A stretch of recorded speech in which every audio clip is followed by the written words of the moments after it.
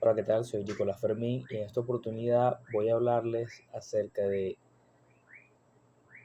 un análisis comparado sobre los distintos modelos y metodologías sobre cómo desarrollar el plan estratégico de una organización. Este análisis comparado pues parte de la premisa de que no existe una sola forma de desarrollar un plan estratégico. Justamente esta incertidumbre es la principal premisa del pensamiento estratégico, ¿no? No existe una sola forma de hacer las cosas. Al final la organización y la administración estratégica tiene un carácter multivariado y pues sobre todo contingente, porque la adaptabilidad es ese factor clave que está inherentemente e intrínsecamente dentro de cada uno de los procesos y procedimientos que forman parte de esa gerencia estratégica o planificación estratégica. Entonces, teniendo en cuenta esto, el punto en el que nos vamos a focalizar hoy es una metodología o cuáles son las distintas metodologías para elaborar directamente el plan estratégico, ¿no? Cuáles son cada una de sus fases, cuáles son las principales herramientas, cuáles son los elementos que la componen y en general un poco qué dice cada autor sobre cómo llevar a cabo, cómo operacionalizar la formulación estratégica. En este caso nos vamos a enfocar en esta fase, la formulación estratégica, dejando de lado las demás fases de la gerencia estratégica que son la implementación y la evaluación. En este caso nos vamos a enfocar en la primera, la formulación, cómo desarrollamos el plan. Entonces, bueno, partiendo de esto, vamos a analizar cada uno de los criterios de comparación y vamos a ir por cada uno y ver qué dice cada autor sobre cada uno de ellos. Empezando por el concepto de estrategia. Pues Cerner nos dice que son las acciones que se deben realizar para alcanzar los objetivos, ¿no? En resumidas cuentas, como pueden ver en pantalla. Mientras que Chavenati Sapiro nos dice que es un curso de acción amplio, el cual está relacionado con posicionar a la empresa dentro de un futuro deseado. Mientras que David nos dice que las estrategias son acciones potenciales que requieren las decisiones de parte de la gerencia y de los recursos de la empresa. Mientras que Goodstein, Nolan y Pfeiffer nos dice que la estrategia es un patrón de decisiones coherente, unificado e integrador. Entonces, a partir de estas cuatro definiciones podemos sacar varias características de lo que es la estrategia en sí. En primer lugar, la estrategia es un conjunto de acciones, es decir, la estrategia tiene que inherentemente ser operativa. O sea, la estrategia, si no se puede desarrollar en un ámbito operativo, en un ámbito de menor nivel, que sería el nivel estratégico, que es lo más alto, ¿no? Que es propiamente el plan, pero si ese plan no se puede extrapolar a un nivel táctico y operacional, pierde por completo su razón de ser. Al final el plan estratégico no es un fin en sí mismo, es más que todo una herramienta de uso gerencial. Entonces podríamos sintetizar el concepto de estrategia siendo que es el conjunto de medios, procedimientos y acciones, es decir, todo lo necesario para que una empresa pueda alcanzar sus objetivos. Pero dentro de esto poder alcanzar sus objetivos es que viene ese componente de los objetivos son a futuro, es decir, la estrategia parte de, de la necesidad de cerrar esa brecha entre lo que la empresa es y lo que la empresa quiere ser. Justo la estrategia pues es el puente entre esas dos situaciones. Ahora vamos un poco a ver cuál es la perspectiva general de la planificación estratégica que tiene cada autor, ¿no? En primer lugar, Cerna nos dice que más que un mecanismo para elaborar planes, el plan estratégico debe conducir al pensamiento estratégico. Es decir, el plan no simplemente pues, tiene que ser un documento y ya un papel, al contrario. El plan lo que debe es trasladar ese, ese pensamiento de la alta gerencia, esas decisiones gerenciales, pero trasladarlas a todos los niveles de la organización. El plan estratégico es el que homogeneiza todo este proceso de cascada, ¿no? Que es de lo que habla Cerna.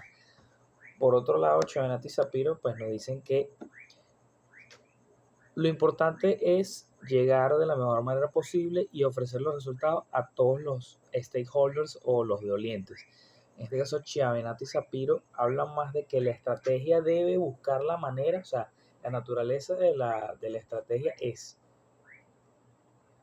mantener un equilibrio y un balance en el que todos los dolientes estén satisfechos con el desempeño de la organización. Porque cuando hablamos de dolientes, no solo hablamos de los accionistas, de los inversionistas, sino que también hablamos de los colaboradores, también hablamos de las instituciones gubernamentales y en general todas aquellas personas que de una forma u otra están relacionadas o se ven impactadas por el desarrollo de la organización. Entonces, la estrategia, según Chavenato y Sapiro, es ese elemento que integra todas esas expectativas y las presenta en forma de un plan operativo. Eso es lo que es la planificación estratégica. Yendo más adelante, pues David nos dice que la dirección estratégica es más como un arte, pero al mismo tiempo la ciencia de formular, implantar y evaluar las decisiones a través de las funciones que permitan a una empresa lograr sus objetivos. En este caso, David pues nos hace un acercamiento un poco más hacia cómo luego se integra este plan estratégico. Y es que el plan estratégico es un plan macro, es de alto nivel. Es decir, ve a la organización o a la empresa como un todo. Pero en este acto de ver a la empresa como un todo también requiere un ejercicio de análisis, el cual implica pues hacer un acercamiento y un abordaje a todas las áreas funcionales de la organización. Entonces vamos pasando desde lo macro hasta lo micro. Y pues en ese todo, ¿no? Al final es la suma de las partes, no son partes separadas, sino que al unirlas es lo que ocurre en la empresa. O sea, si una de las funciones de la empresa, una de las áreas funcionales de la empresa, se eliminara, perdería por completo su esencia y pues por lo tanto no podría aplicar la estrategia, ¿no?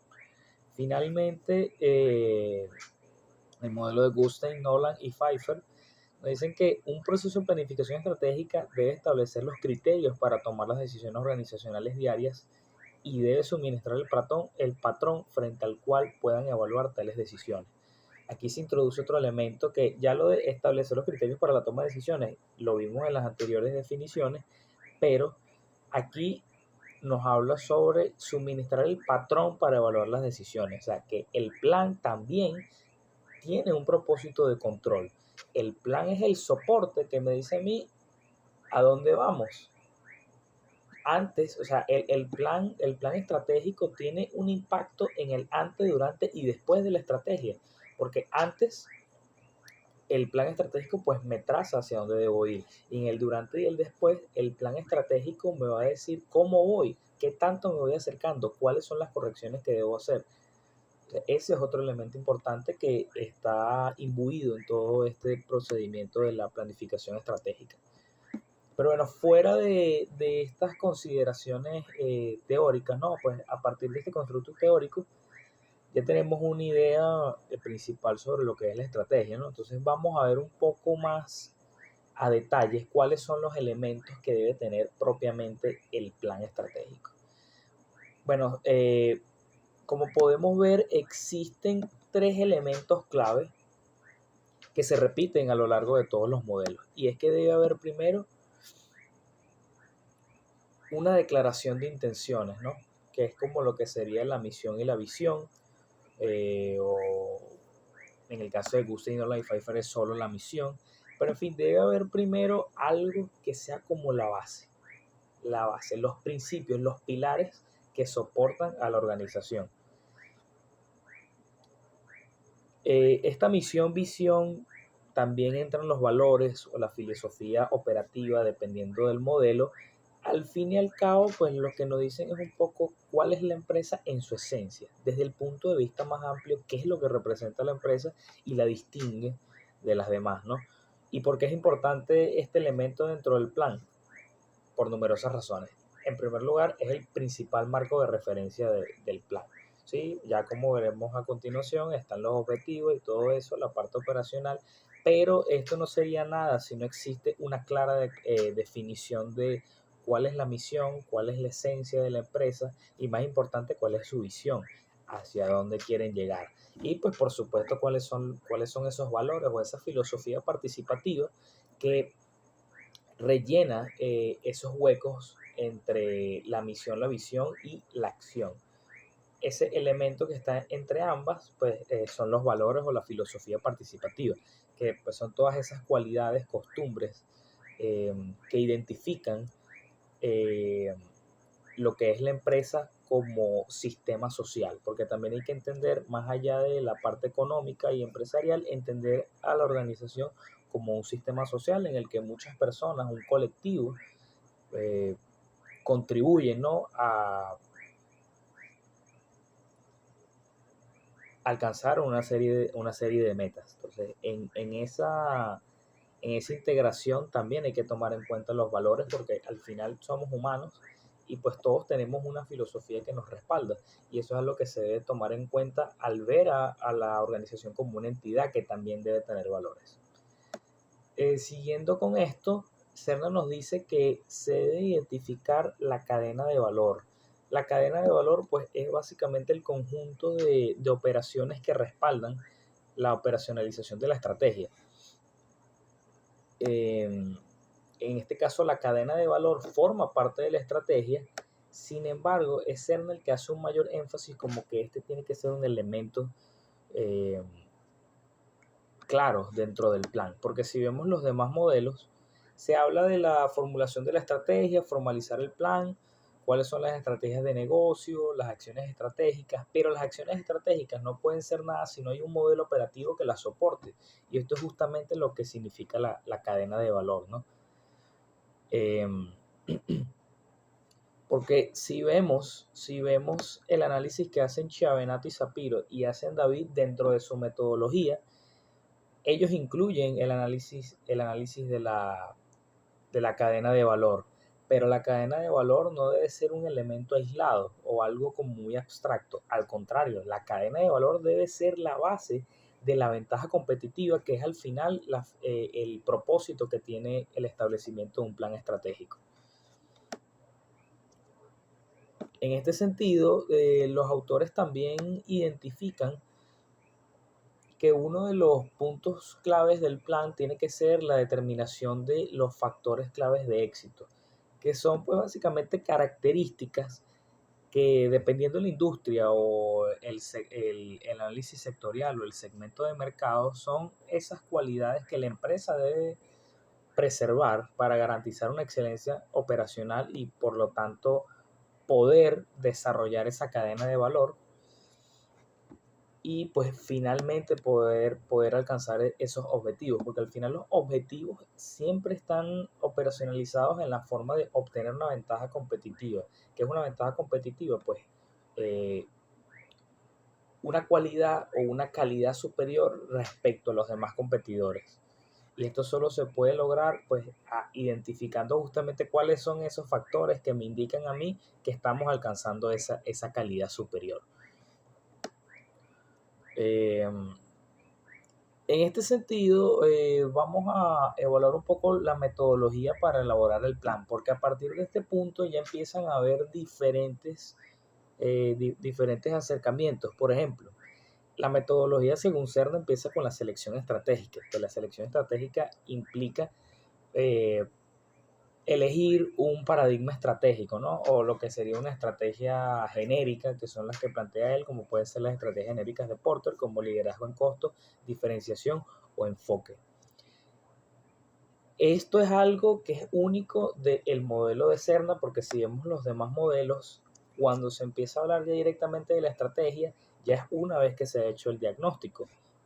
Sin embargo, Cerna considera que eh, primero debe haber un examen preliminar, una evaluación antes de la evaluación, para entender un poco en términos generales cuál es el contexto en el que está la compañía. Porque si se hace el diagnóstico, según lo que plantea Cerna, si se hace el diagnóstico sin tener claro al menos una idea de cuál puede ser el rumbo de la organización, puede dificultarse este proceso. Por eso es que él incluye la selección estratégica de primero, ver un poco dentro de las estrategias principales cuál puede ser la mejor para la organización y partiendo de esta base desarrollar todo lo demás. También vemos que él hace énfasis en la definición del horizonte temporal y es que si vemos los demás modelos, ese término de a largo plazo es algo que no está del todo claro. Entonces, para Chavinati Sapiro, largo plazo puede ser 5 años, para David puede ser de 6 a 8 años, para Nolan, Gustin y Pfeiffer puede ser 4 años. Entonces, no existe un consenso sobre esto. Entonces, lo primero que se debe hacer es definir cuál es el horizonte temporal. No existe un horizonte temporal correcto o incorrecto. Va a depender de pues, esos factores que deben ser diagnosticados. Por eso, en este sentido, podría ser mejor entonces primero hacer el diagnóstico estratégico. Porque si no sabes hasta qué punto eh, hasta qué punto impactan, ¿no? Los factores externos, sobre todo, a la organización, no puedes tampoco definir de forma precisa sobre qué horizonte temporal tú vas a desarrollar tus operaciones, ¿no? Porque dependiendo de la inestabilidad o estabilidad de los factores externos e internos, es que uno puede definir hasta qué tanto puede ser el alcance del plan. Eh, por otro lado, el modelo de Gustein, Nolan y Pfeiffer hablan de que tiene que haber primero una planeación para planear. A lo que se refieren con esto es, se debe preparar a los gerentes, al equipo directivo y garantizar que ellos estén comprometidos con el proceso estratégico, porque es un proceso que es muy tardado, es un proceso que ciertamente es complejo. Justamente por eso existen diferentes modelos que son los que estamos viendo aquí, porque al ser un proceso tan complejo, es muy fácil perderse entre toda la información y todos los datos que se utilizan para analizar el perfil estratégico de la empresa. Entonces, primero debe haber una organización sobre cómo se va a desarrollar el planteamiento estratégico. También existen algunas fases puntuales de cada uno de los modelos. En el caso de Cerna habla de un análisis de vulnerabilidad, que este análisis de vulnerabilidad agarra todos los insumos de los factores internos y externos y los transforma en amenazas. Y a partir de esto identifica cuál sería el impacto, la probabilidad y la capacidad de reacción de la organización ante cada una de estas amenazas, eh, como una manera de prever cómo puede reaccionar la empresa ante determinados escenarios. Algo parecido a lo que propone Chavanati Sapiro, solo que en cuanto a la construcción de los escenarios tiene un enfoque más cuantitativo, en el sentido de que utiliza técnicas como la técnica Delphi y los modelos de comportamiento del consumidor para analizar cuáles son las tendencias de los principales factores externos. En el caso de David, ellos incluyen el plan contingente como una parte importante del plan, mientras que Gustein, Nolan y Pfeiffer hablan de un análisis de brechas. Este análisis de brechas identifica qué tiene que hacer la empresa para pasar de lo que es en la actualidad para lo que quiere ser en el futuro. Entonces, estamos hablando de que en lugar de ser una construcción basada en este es el futuro que yo quiero y tengo que este es el futuro que yo quiero y me condiciona, al contrario, el presente condiciona al futuro. Entonces vamos ahora a ver un poco cuáles son las categorías de análisis externo e interno, que es una de las fases que está presente dentro de todos los modelos, porque uno de los principios de la gerencia estratégica es que se deben analizar todas las variables, o tal vez no en su totalidad, porque sería ciertamente imposible, pero intentar recopilar la mayor información posible para buscar de reducir la incertidumbre al máximo. Las categorías de análisis externo, en el caso de Cerna y David, son congruentes entre sí, simplemente tienen las fuerzas económicas, sociales, políticas, tecnológicas y competitivas. La única que se repite en todas son los factores competitivos, y porque bueno, al final la competitividad es lo que mueve a las organizaciones. ¿Sí? Los demás factores también influyen, como podría ser el macroentorno tal y como lo explica Chavinati Sapiro, pero al final todo se reduce al entorno industrial, al sector económico sobre todo, porque las características varían mucho entre una industria y la otra. Entonces, ahí es donde te va a dar mayor información sobre, en primer lugar, cómo está tu competencia y poder establecer una comparativa. Al final, cuando hablamos de oferta y demanda, una empresa se adentra en una industria o para satisfacer las necesidades de un segmento de mercado en particular. Por lo tanto, uno de los principales indicadores de que una empresa está siendo exitosa, además de la rentabilidad, es qué tanto de una sola industria o de un segmento de mercado está apropiado, lo que se conoce como participación de mercado. Por eso la importancia del análisis competitivo. Este análisis competitivo se hace principalmente basado en el modelo de las 5 fuerzas de Porter, que son estas 5 fuerzas que plantea Michael Porter, eh, que son las que determinan cuál es cómo está el ambiente desde el punto de vista competitivo, porque analiza tanto lo que está sucediendo en la actualidad como lo que puede suceder. Lo que está sucediendo en la actualidad pues es el conjunto de relaciones competitivas entre cada una de las empresas y también cuál es el poder de negociación de los proveedores y cuál es el poder de negociación de los consumidores, que al final inducen y condicionan a toda la operatividad de las empresas, pero también toma en cuenta el hacia futuro, porque evalúa cuáles son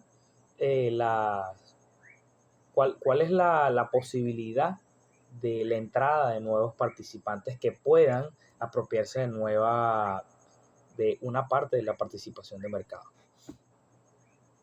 Eso en cuanto al análisis externo. En cuanto al análisis interno, pues existen 2 principales enfoques. Por ejemplo, Cerna, David y Gustein, Nolan y Pfeiffer tienen un enfoque funcional. Es decir, el análisis interno va a estar determinado por cada una de las áreas funcionales de la organización. Es decir, tiene que haber un análisis estructural en el que cada una de las unidades de negocio y pues sus sistemas jerárquicos descendentes son los que van a ser tomados en cuenta para el análisis interno. Por ejemplo, ¿cuál es la capacidad directiva, la alta gerencia? En cuanto a la tecnológica, a la capacidad financiera, la capacidad de talento humano. David incluso incluye la parte de mercadotecnia, producción, operaciones, investigación y desarrollo y los sistemas de información. Mientras que Gustein, Nolan y Pfeiffer eh, hablan sobre los sistemas de seguimiento y las características funcionales de cada una de las líneas de negocio. Por el contrario, Chavinati y Sapiro identifican estos 3 factores como los principales para el análisis interno. Primero, los recursos y capacidades, porque estos son los que determinan si al momento de diseñar la estrategia, cuál es posible y cuál no. Ya veremos más adelante que la estrategia tiene que ser realista y tiene que ser posible ante todas las cosas, y esto lo va a determinar los recursos y las capacidades. Los recursos y las capacidades son desde un punto de vista global, y las capacidades sobre todo van enfocadas más hacia los procesos y no hacia las áreas funcionales. Por eso rompe un poco con ese enfoque, ya que no va más enfocado a la parte de procesos. También pues la arquitectura organizacional, desde la estructura, los estilos de liderazgo, la apertura en el estilo de gestión, todos estos factores que están dentro del núcleo de lo que es la organización y cómo se maneja, son también tomados en cuenta. Y pues por último, la cadena de valor, que para Chavinati y Sapiro es el puntal más importante, porque es el corazón de la organización. Identifica tanto los procesos misionales, es decir, los procesos más importantes para llegar a esa propuesta de valor a los clientes, pero también los procesos de gerencia y los procesos de apoyo. A partir de estos 3 son el puente entre las necesidades de un segmento y el producto o servicio, que es la respuesta o la propuesta de valor para esos consumidores en particular. Ahora ya sabemos sobre qué debemos investigar, ¿no? Que son las categorías de análisis, pero ¿cómo las vamos a analizar? Esto es lo que vamos a ver dentro de las técnicas de análisis externo e interno. En el caso de este análisis hay dos enfoques principales, uno desde el punto de vista cualitativo y unas técnicas de análisis desde el punto de vista cuantitativo. En el caso de Goodstein, Nolan y Pfeiffer y el modelo de Cerna, tienen un enfoque más hacia lo cualitativo. Aquí podemos ver que Cerna nos habla de un perfil de oportunidades y amenazas. Sin embargo, la construcción de esta matriz se realiza desde el punto de vista cualitativo. Cada una de las oportunidades o amenazas, esos factores externos, se le asigna un impacto dependiendo de si es positivo o negativo dentro de la organización. Al igual que ocurre en el modelo de Goodstein, Nolan y Pfeiffer dentro de lo que sería pues la matriz FODA. Goodstein, Nolan y Pfeiffer habla más de que las técnicas de análisis no deben ser tanto rigurosas, sino más hacer un ejercicio desde el punto de vista creativo. Esa es la base del modelo de Goodstein, Nolan y Pfeiffer. Cómo la creatividad y la intuición del gerente, del estratega, es ese factor distintivo entre la creación de un plan que funcione o no. En cambio, Cerna se encuentra en un punto medio entre la parte cualitativa e intuitiva y lo que sería un modelo más riguroso, ¿no? Pero luego cuando analizamos los modelos de Chavinati, Sapiros y David, sobre todo el de David, tienen un enfoque más cuantitativo. David nos habla de la matriz del factor externo y la matriz del perfil competitivo. Estas matrices asignan un promedio ponderado de cada uno de los factores obtenidos de estas categorías de análisis externo que vimos con anterioridad. Entonces, proponen una puntuación cuantitativa, cuantificable sobre cuál es la posición estratégica desde el punto de vista externo de la empresa. Y pues Chavinati y Sapiro, como ya vimos, utilizan más que todo técnicas estadísticas para el pronóstico y la construcción de escenarios. En cuanto a las técnicas de análisis interno, Cerna habla del perfil de capacidad institucional que identifica desde el punto de vista gerencial, de operaciones, de mercadeo, financiero y talento humano, cómo está la empresa en comparación a los factores claves de éxito. Ya una vez que se hace el análisis externo, ya se han identificado para este punto cuáles son esos elementos esenciales para la